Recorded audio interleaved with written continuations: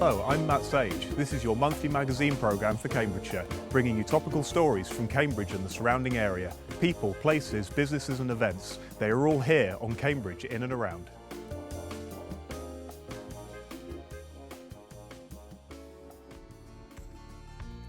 In today's programme, we're in Drayton in Cambridge with John Neal at Lord Conrads Brewery. The brewery produces a wide variety of local ales such as Slap and Tickle and Spiffing Wheat. Hey John. Hi.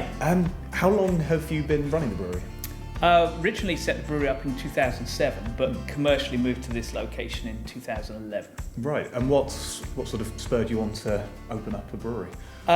Big interest in real ale. Obviously, you know, for most real ale lovers, that passion moves from sort of home brewing into going out to festivals and drinking the beer. And for me, the next step was to actually move my home brewing into a commercial business. Right. So how many different varieties of beer do you produce from this brewery? So the beers we make are sort of seasonal. So although there's a wide range, sort of 15 to 20 different beers we do, we only keep sort of 6 or 7 on each season. Darker beers have a tendency to sort of stay in the winter months, and the pale hoppy beers sort of come on in the summer. Yeah. So what are some of the most popular ales at Christmas? It's always traditional to do a Christmas ale. We try to rotate our Christmas ales, so we actually have a brown one, a dark one and a pale one, and we rotate them each year. So this year we've just finished doing Stocking Filler, which is a pale ale with clementine, and then hopefully next year we'll move on to one of the darker beers, which is Figgy Pudding, which is made with raisins.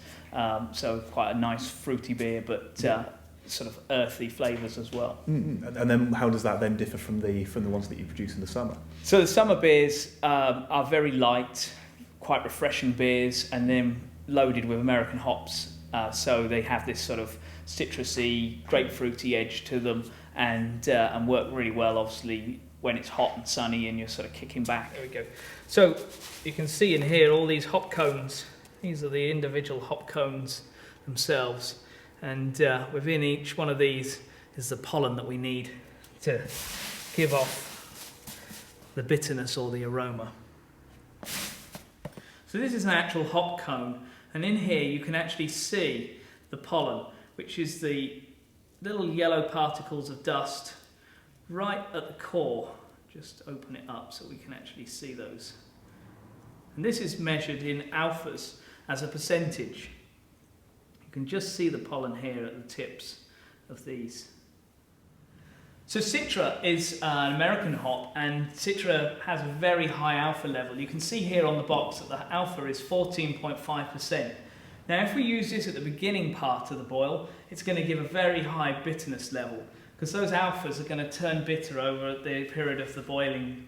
If we use it at the end, in the last few minutes or the last stage of the boil, it's going to give a very high aroma, which is what Citra's famously known for. Yeah. The ABV in the summer is generally lower as well, so people like to be able to have a drink if they've gone out for a bike ride, for a walk or something like that. Barley is the ideal grain for the brewer. It has really good malting properties. Barley fields are really easy to identify. The barley itself grows with these large, feathery, almost hair-like fronds, and you can see them blowing in the wind here today. Barley itself comes in a couple of varieties. We have a 2-row and we have a 6-row.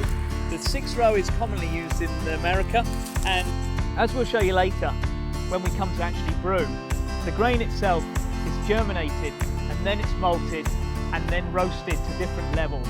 And it's these different levels of roasting which caramelise the sugars that give us different colours, different flavours. What we're actually using here is locally malted barley, and this is called lager, but that only refers to the colour roasting level of the actual grain itself. So we're going to fill this with a little bit of water to give us a wet base, and on the side here you can see that there's little markers. Each marker represents a firkin of ale. So we're going to give it 2 firkins of wet base to start off with before we add the grain. Now the key obviously to ensure as to get as much beer as we want is to always ensure that we've got 7 firkins worth of beer coming out the other end. So these markers are in every tank we're going to use to brew with.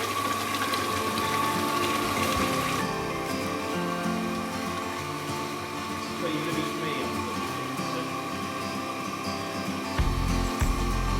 So we're just going to pour this in nice and evenly at the same rate as the water.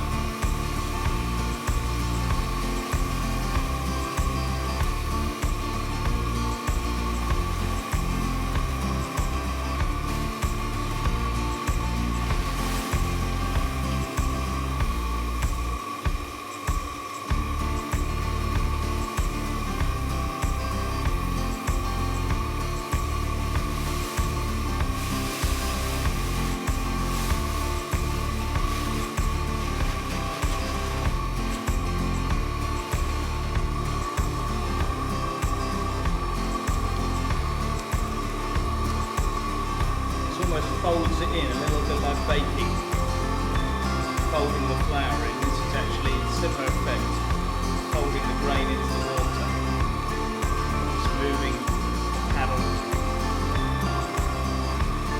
back and forth. We're actually looking for a very loose consistency, no lumps. So with the grain added to this, we've got about 70% of the water from our hot liquor tank in here, and we're going to save 30% of it to sparge with after this is steeped. So what we're doing now is we're actually transferring the liquid out of the mash tun. This is the sweet sugary liquid that's happened over the course of the steep. And it's now pouring into the kettle where we'll actually bring it up to boiling before adding the hops. So all of this spent grain now gets sent off for processing. It'll either be processed as animal feed during the summer months, where it'll be fed to cows and pigs, but during the spring and during the winter months it actually gets converted into compost, and then the compost is given away free to allotment holders and anybody who is prepared to go and grab a bag. So we're just going to add the last hops there. It's the second stage of hopping, which is going to give us the aroma. So we're going to pour our second stage hops in. In they go. So this is a blend of hops, mixture of citrusy hops, and quite a lot going in here. And these are just going to be in here for a very short period of time. We just want the oils to infuse lightly into the liquid. And then we're going to turn it off after a few minutes, and that's going to be called flame out, and we're just going to let that cool down a tiny bit, and the rest of the hops that's still in there just infuse a little bit more in the flame out period before we get ready to move the liquid across through the heat exchanger to the fermenter.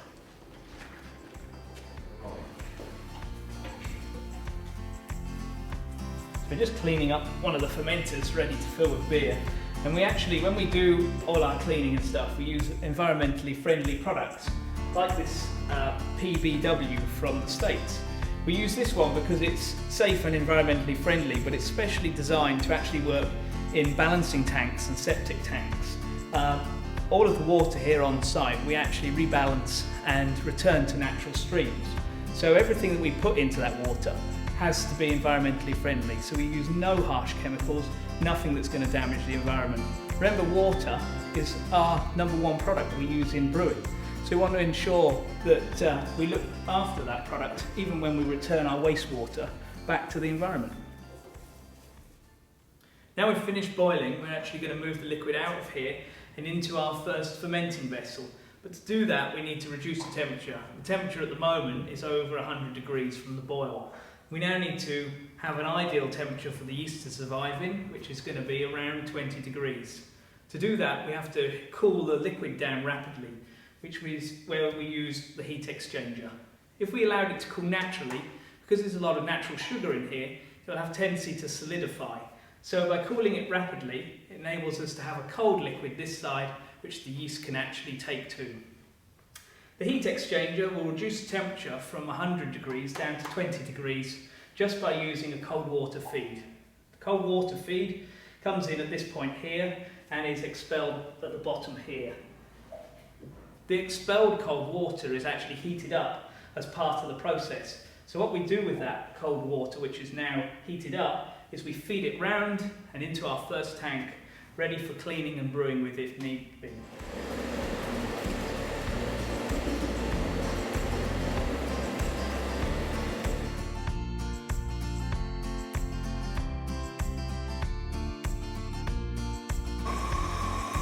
So we just added the yeast now. It's a standard ale yeast, top fermenting. This one that we've added is actually designed for American style ales, pale ales, things where we want to try and keep the hoppy flavours and the very subtle flavours. So we've added 250 grams of this yeast, and we're going to leave this now. We're going to seal it up and we're going to leave it for the next 3 to 4 days whilst it ferments at 20 degrees, and we'll continue to measure the sugar content. The yeast is going to eat the sugar, and over the period of those days the sugar content will reduce, which is the yeast eating the sugar and converting it into alcohol. So as the sugar reduces, the alcohol increases, and it's going to take us to our destination, our alcohol destination, which we will measure on a daily basis as well.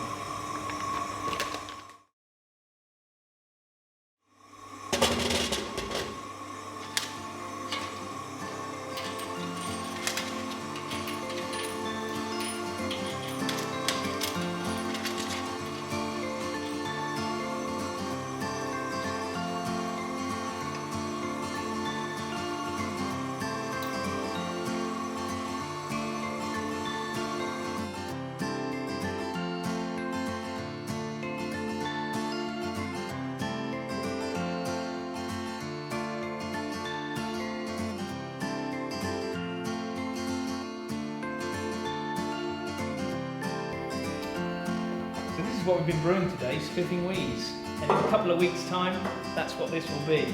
So fingers crossed, and hopefully in a few weeks we'll be drinking this pale.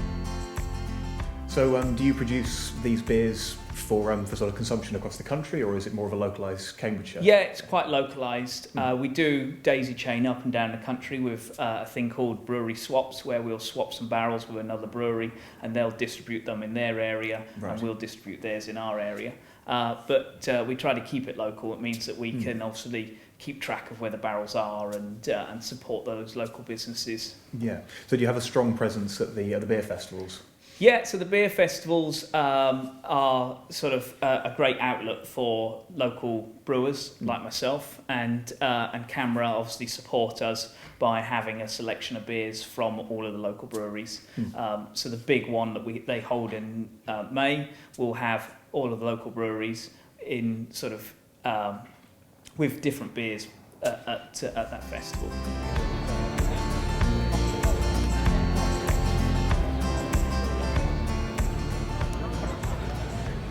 Beer festivals are an integral part to the craft ale scene, and today we're at Cambridge Beer Festival, which is CAMRA's longest running beer festival. Let's go in and have a look, see how it works.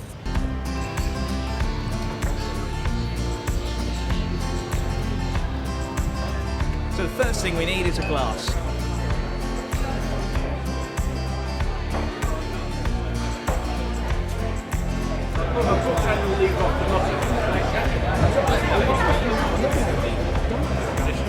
That's lovely. Yeah. It's nice for everyone. Thank you very much. Yes, it's great. So this is our Spiffing Wheeze. Let's have a little taste. Yeah, it's very refreshing. You can taste the lemongrass.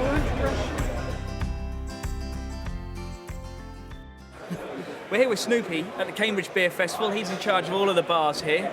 Snoopy, how important are beer festivals? Oh, they're vital. They They bring so many different ale types together in one place for the public to sample.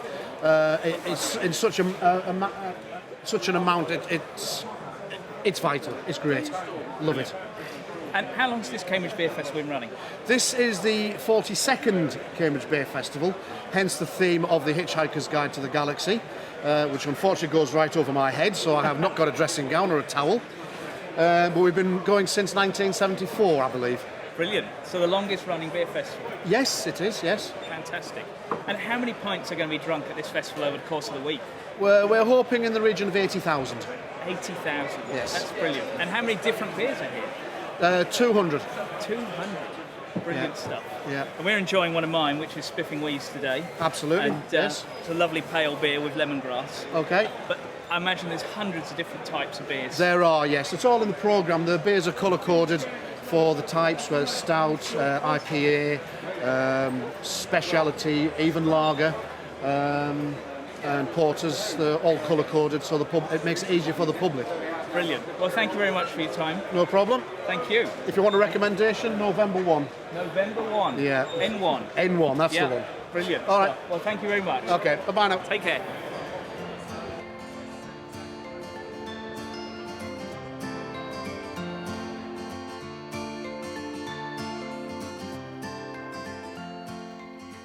Do you attend beer festivals up and down the country, or do you stay in the local area in terms of those festivals? Yeah, so it goes two ways. So obviously I support the local beer festivals, and in return they support me by stocking the beer. So it's great to be there as the brewer, and sometimes obviously be able to talk about the product as well. But then also, whenever I get a chance, I will visit other beer festivals, kind of as a research day rather than a drinking day, to see what's popular in that region of the country. Obviously, there's a north-south divide in the way we drink, so a lot of people prefer the traditional sort of ales, some people prefer the sort of modern, hoppy, adventurous ales. So it's nice to see how that works out, obviously, throughout the country, and to just see what's trending really at that festival, see what people are getting excited about. Yeah. Am I right in thinking that it's just you here? You don't do you hire anybody, or? No, yeah, so one man band basically. So brewing, delivering, collecting, designing the artwork, and bottling and labelling and sort of everything as a one man band. That must be very time consuming.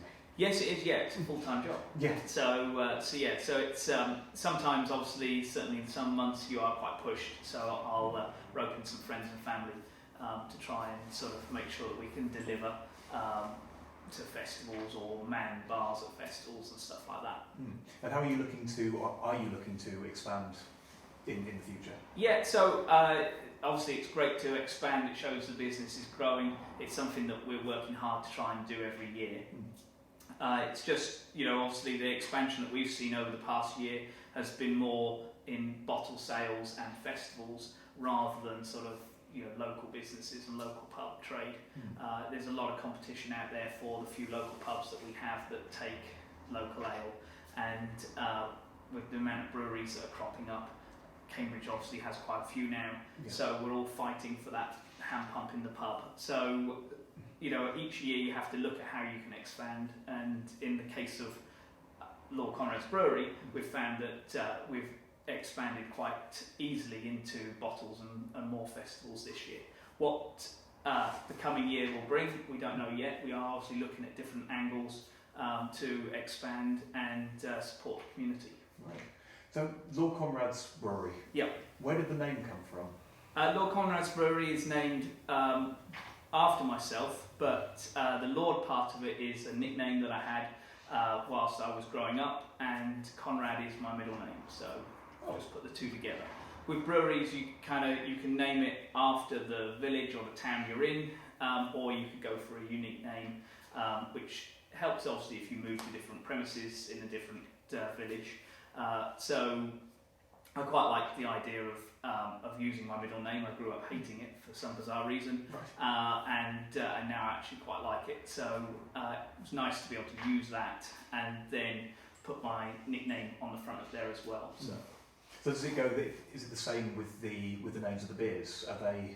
Yeah, so the names of the beers fall into various categories. So we try to, because we're a brewery set in a farming village, we try to have a selection of beers throughout the year that are connected to farming traditions, and we brew those with that story in mind.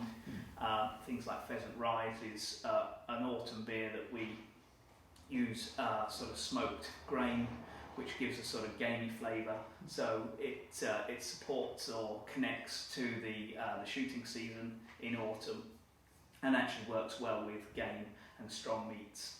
Then there's sort of other connected to farming, things like Double Burner, which again is a sort of golden wheat beer that's brewed to sort of mark the end of the harvest. Obviously years ago they used to burn the stubble, so it's a nice connection there. And then we have some which are a little bit more fun, that connects us to Cambridge, so things like Spiff and Wheeze, which is a sort of old-fashioned term for having a laugh, and Cambridge being a city which has produced obviously some of the greatest comedians. So we kind of try to connect ourselves to Cambridge and to our sort of farming sort of heritage that we've got here on the site. Okay, so I'm here with Will Smith, who's the chairman for Cambridge CAMRA, and Will's been campaigning for real ale for 20 years. Will, tell us about CAMRA and what it means. CAMRA, for some of us, is a lifestyle, but it's a premier consumer group. It campaigns for real ale. We campaign for keeping pubs open. We are a lifeline for some publicans, certainly in villages, and we challenge some of the big corporate breweries and pubcos that perhaps would like to see more profit rather than variety in the beers in their pubs. Okay. So, Will, how important are beer festivals? Well, the Cambridge Beer Festival, of course, being the second biggest in the country, is a premier beer festival. And I think it's very important to the Cambridge community. If you walk around, you'll see that we have over a period of 5-6 days, we have 40,000 people come through the door. And we get through several hundred gallons, thousands of gallons of beer over a period of time. But apart from the enjoyment part of it, it's a showcase really for new beers, for smaller breweries, and it's an area that people come, they socialise, they like to taste different beers, and it's so important. It's a real social friendly event. Thank you, Will. How are you? You right? I'm fine, thanks. What have you got there? I've got a half of Spiffing Wheeze. Okay. And what do you think? It's really nice, it's really good. So, light and fruity. Super. Now. Yeah, cheers. Cheers.